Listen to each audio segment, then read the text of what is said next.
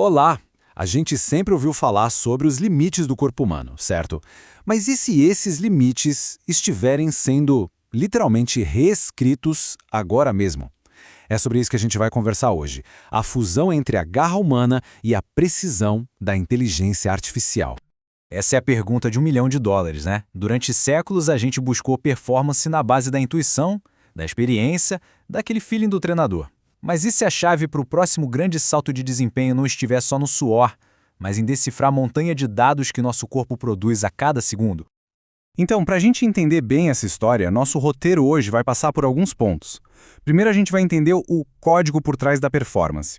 Depois, vamos conhecer a ideia do treinador pessoal digital. Aí a gente entra nas barreiras éticas, que são super importantes, e fecha olhando para o futuro da performance humana. Beleza, então vamos começar pelo começo. Como é que a inteligência artificial consegue, de fato, ler o código do corpo de um atleta? A resposta está na maneira como ela interpreta uma quantidade gigantesca de dados. E olha, tudo o que a gente vai discutir aqui não é achismo, tá? Toda essa nossa análise se baseia num artigo de revisão científica super completo, o Artificial Intelligence in Endurance Sports, publicado na revista Nutrients. Isso quer dizer que estamos pisando em terreno firme, falando do que há de mais novo na ciência do esporte. Certo, mas o que é essa tal de IA no esporte, na prática? Esquece a imagem de um robô correndo uma maratona, não é nada disso. Pensa em sistemas super espertos que conseguem olhar para uma quantidade absurda de informações, desde o batimento cardíaco até a umidade do ar, e achar padrões que um cérebro humano, sozinho, simplesmente não conseguiria enxergar. E a grande sacada é de onde vêm esses dados. A IA não olha só para uma coisa, ela está de olho em tudo ao mesmo tempo. Dados do corpo, como a glicose, no sangue, dados do ambiente, tipo a temperatura, o que foi consumido na dieta, os detalhes do treino e até como a pessoa está se sentindo, a qualidade do sono. A verdadeira mágica está em conectar todas essas peças. E quando a gente junta toda essa capacidade de processamento, nasce uma ideia muito poderosa, a de um treinador pessoal que vive dentro dos dados. A melhor analogia é a de um copiloto de performance. O treinador humano continua no comando, com toda a sua experiência, sua intuição, só que agora ele tem ao lado um assistente que analisa tudo em tempo real, prevê o risco de fadiga, sugere um ajuste no treino e enxerga coisas que estão invisíveis a olho nu. Isso se transforma em coisas muito práticas. Olha só alguns exemplos. Para otimizar a recuperação, a IA analisa a variabilidade da frequência cardíaca e a qualidade do sono para dizer, opa, hoje é dia de pegar mais leve.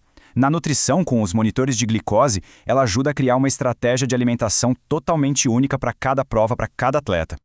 E o nível de precisão disso é impressionante. O artigo cita estudos em que modelos de IA conseguiram prever o estado de fadiga de atletas com mais de 90% de acerto. Isso não é só um número bonito, isso é a diferença entre fazer um treino que te leva para frente e ter uma lesão que te deixa parado por meses. Então, o ponto principal é que isso é um ciclo que se retroalimenta. A IA coleta dados, analisa, dá uma recomendação, observa o resultado e aprende. Ela se ajusta e fica mais inteligente a cada treino, evoluindo junto com a pessoa. Mas, claro, nem tudo são flores. Uma tecnologia tão poderosa assim também traz um pacote de desafios e perguntas bem complicadas que a gente não pode ignorar.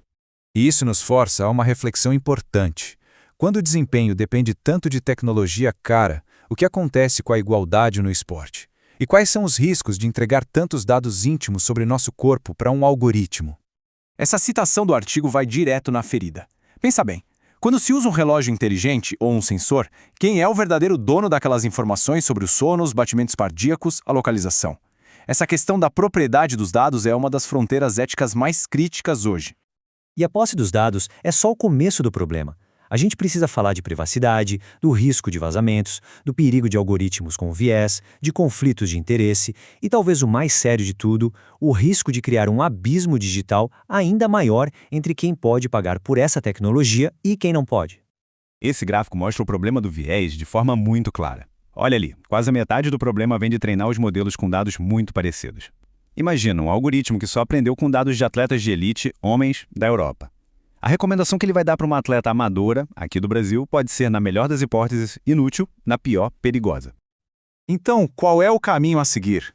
Bom, o futuro não parece ser uma batalha entre humanos e máquinas. Pelo contrário, tudo aponta para uma evolução em conjunto. Essa comparação resume bem a mudança de mentalidade. De um lado, a abordagem tradicional, muito baseada em estimativas, em planos estáticos, no feedback subjetivo do "estou cansado". Do outro lado, a abordagem com IA. Tudo se torna preditivo, dinâmico, super personalizado e que se ajusta em tempo real. E isso nos leva a um conceito que eu acho sensacional: o treinador centauro. A ideia, que veio do xadrez, diz que a combinação da intuição humana de um técnico com o poder de análise da IA é muito melhor do que qualquer um dos dois sozinhos. É união no melhor dos dois mundos. E assim a gente fecha o círculo. A grande questão que fica no ar é: essa tecnologia vai nos ajudar a criar o superatleta, a atingir um novo patamar de excelência humana? Ou ela só vai servir para aprofundar a desigualdade que já existe no esporte? A resposta provavelmente depende de como nós vamos escolher usar e regular essas ferramentas. Se essa análise te fez pensar, não esquece de seguir o canal para mais mergulhos na ciência por trás das coisas, deixa aquele like para fortalecer o nosso trabalho e para quem quiser ir mais a fundo, o link para o artigo científico que a gente usou como base está aqui na descrição, beleza? Valeu e até a próxima!